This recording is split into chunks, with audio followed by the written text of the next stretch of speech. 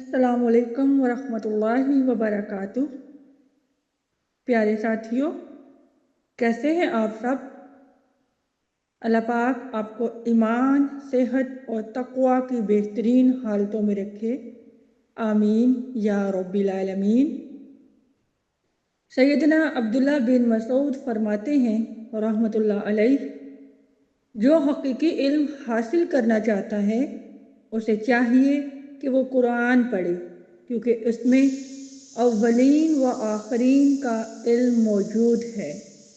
حضرت عبداللہ بن مسعود رضی اللہ عنہ مفسر قرآن ہیں۔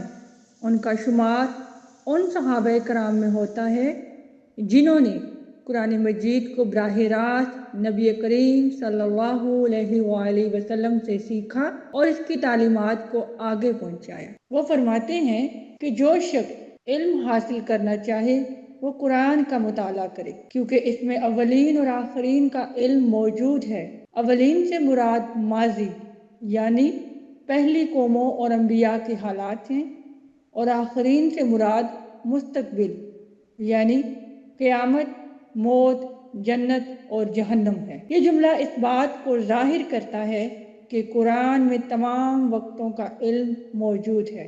امام ابن القیم رحمۃ اللہ فرماتے ہیں کہ تدبر قرآن سے بڑھ کر کوئی دوسری شے نہیں جو آدمی کے لیے دنیا و آخرت میں نافع تر ہو اور اس کی نجات کے لیے کارگر ہو۔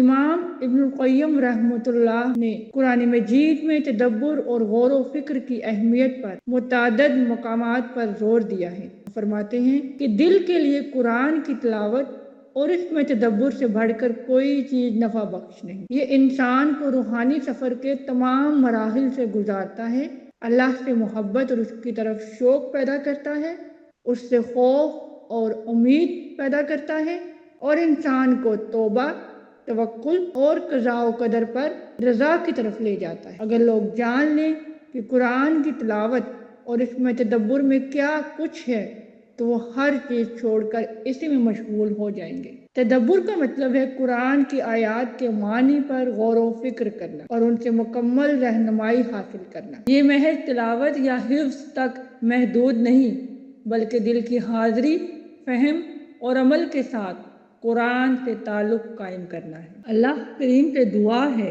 کہ وہ ہمیں صحیح معنوں میں قرآن پر تدبر کرنے والا اور اس پر عمل کرنے والا بنائے اور ہمیں ہمیشہ قرآن سے جوڑے رکھے، آمین یا رب العالمین۔ تو چلیں آج کے سبق کا آغاز کرتے ہیں۔ ہمارا آج کا ٹاپک ہے مخارج کا بیان۔ ہم سیکھیں گے کہ مخارج کس کو کہتے ہیں، مخارج کی تعداد کتنی ہوتی ہے اور ان سے کتنے حروف ادا ہوتے ہیں۔ تو بیسیکلی مخرج کی جمع مخارج ہے۔ مخرج کہتے ہیں ساؤنڈ باکس کو، یعنی آواز نکلنے کی جگہ، وہ جگہ جہاں سے حروف کی آواز نکلتی ہے۔ تو اس سے ہمیں یہ پتہ چلا کہ حروف کے نکلنے کی جگہ کو مخارج کہتے ہیں۔ بہت پیاری حدیث ہے، بعض بیان جادو کی طرح اثر رکھتے ہیں۔ یہ حدیث صحیح بخاری اور صحیح مسلم میں روایت ہوئی ہے۔ اس حدیث کا مطلب یہ ہے کہ بعض اوقات کسی کی فصیح و بلیغ گفتگو، مؤثر انداز بیان اور دل نشین الفاظ سامعین پر ایسا گہرا اثر ڈالتے ہیں کہ وہ جادو کی مانند محسوس ہوتے ہیں۔ یہ بیان کی طاقت اور اس کے اثرات کی طرف اشارہ کرتا ہے۔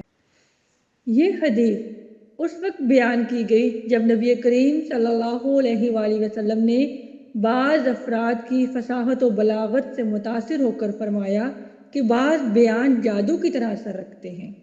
یہ اس بات کی طرف نشاندہی کرتا ہے کہ الفاظ کی تاثیر کس قدر گہری ہو سکتی ہے اور کس طرح ایک مؤثر بیان دلوں کو بدل سکتا ہے۔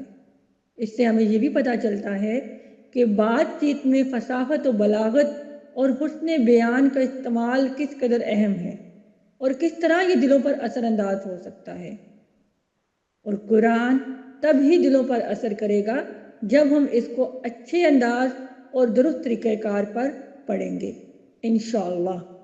اب ہم جانیں گے کہ اصول مخارج کیا ہوتے ہیں۔ مخارج کے نکلنے کی جگہ کو اصول مخارج کہتے ہیں۔ اصول مخارج یا مخارج حروف یہ مخارج کی جمع مخرج ہے، اور اس کا مطلب یہ ہے کہ وہ مقامات یا جگہیں جہاں سے حروف تہجی ادا ہوتے ہیں، یعنی زبان، گلا، ہونٹ، ناک وغیرہ کے وہ حصے جہاں سے ہر حرف کا تلفظ صحیح طریقے سے ادا کیا جاتا ہے۔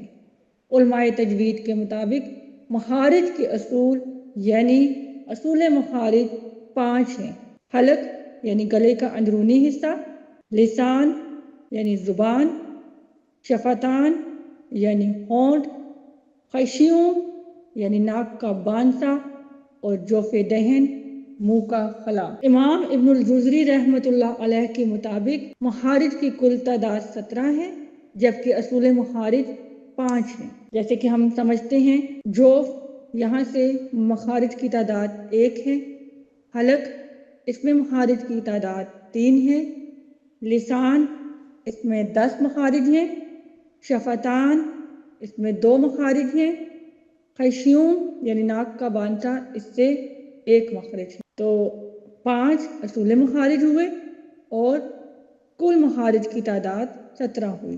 اب ہم جانیں گے حروف الہجا کیا ہوتے ہیں۔ عربی میں حروف تہجی کو حروف الہجا کہتے ہیں، ان کو حروف مفردات بھی کہا جاتا ہے۔ اصول مخارج میں ہم نے ابھی دیکھا 17 مخارج ہیں، 17 جگہیں ایسی ہیں جہاں سے 28 یا 29 حروف تہجی ادا ہوتے ہیں۔ حروف الہجا میں جو تعداد کا فرق ہے، یعنی 28 حروف الہجا یا 29 حروف الہجا، تو یہ فرق کیوں ہے؟ اس فرق کی بنیادی وجہ الف اور حمزہ کا فرق ہے، کیونکہ بعض الف اور حمزہ کو ایک ہی حرف شمار کرتے ہیں، جس وجہ سے حروف الہجا کی تعداد 28 ہے، جبکہ بعض کے نزدیک الف اور حمزہ میں فرق ہے، وہ ان کو 2 حروف کاؤنٹ کرتے ہیں، اسی لیے حروف الہجا کی تعداد 29 ہے۔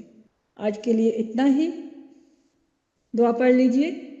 سبحانک اللہم و بحمدک، نشہد ان لا الہ الا انت، نستغفرک و نتوب الیک۔ السلام علیکم ورحمۃ اللہ وبرکاتہ۔